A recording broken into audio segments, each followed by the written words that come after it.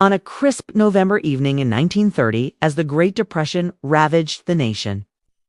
New York City's elite converged upon the Ritz-Carlton Hotel to celebrate the 18th birthday of none other than Barbara Hutton, heiress to the monumental Woolworth store fortune. Upon arrival, guests from the most illustrious families of the age, like the Astors, Vanderbilts, Whitneys, and Rockefellers, were greeted by Maurice Chevalier, the renowned French entertainer, whimsically costumed as Santa Claus.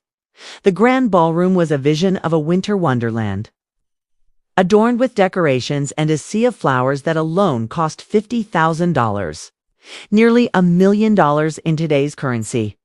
The atmosphere was alive with melodies from 4 orchestras and the echo of champagne corks, with 2,000 bottles served by 200 waiters.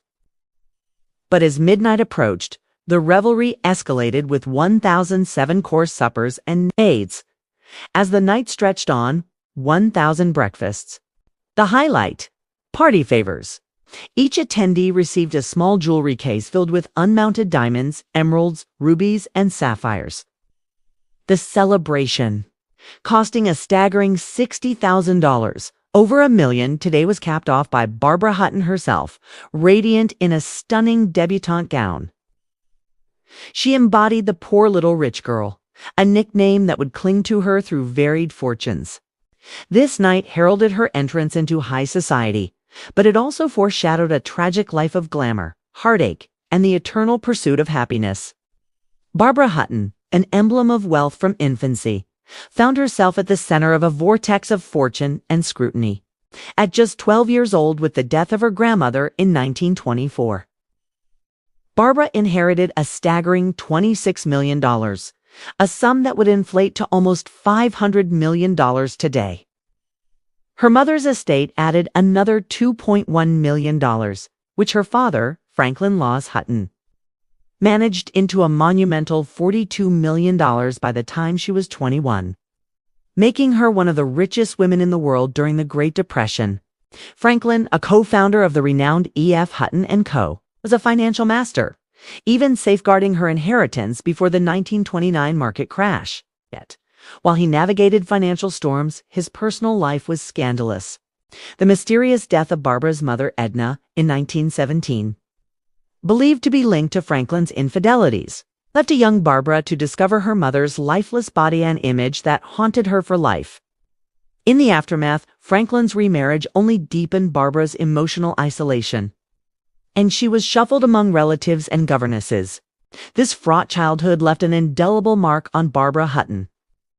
As she matured, her life became a quest fraught with troubled relationships and a continuous search for the love and stability her youth had so cruelly denied her.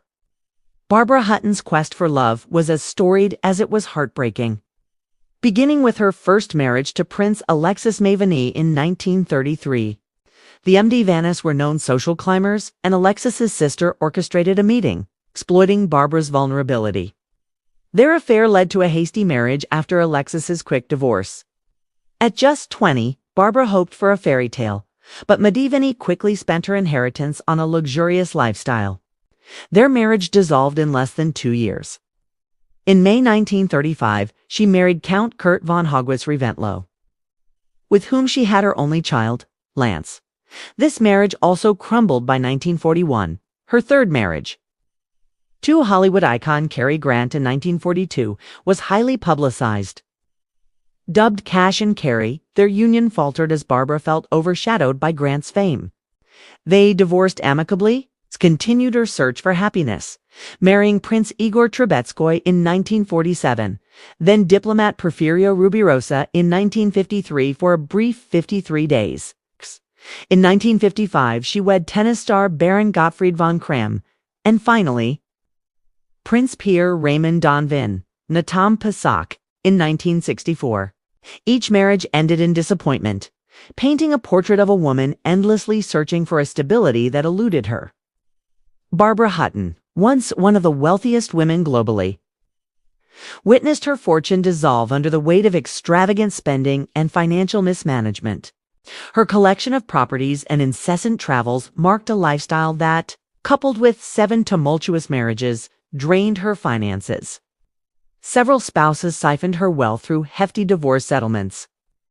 Her first husband secured $2 million, and another union cost her $1.5 million. But her spending wasn't limited to marital affairs. She made impulsive purchases of costly jewelry and artworks. Her lack of financial acumen left her vulnerable to exploitation. By the 1960s and 70s, her life took a darker turn with severe health issues and addiction. Her reliance on barbiturates, often mixed with alcohol, led to near-fatal overdoses. Her physical health deteriorated. She became nearly blind, suffered from a hip injury, and her mental health declined, marked by erratic behavior and paranoia. The tragic death of her only son Lance in a 1972 plane crash plunged her into profound despair. She retreated into seclusion at a Beverly Hills hotel, where her health declined sharply. Financial ruin paralleled her physical deterioration.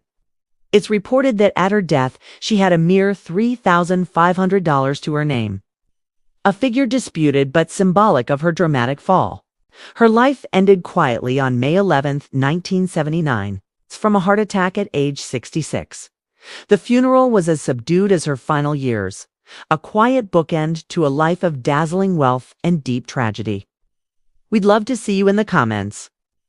Were you familiar with the story of Barbara Hutton? What is your opinion of the epic rise and tragic fall of this old money heiress?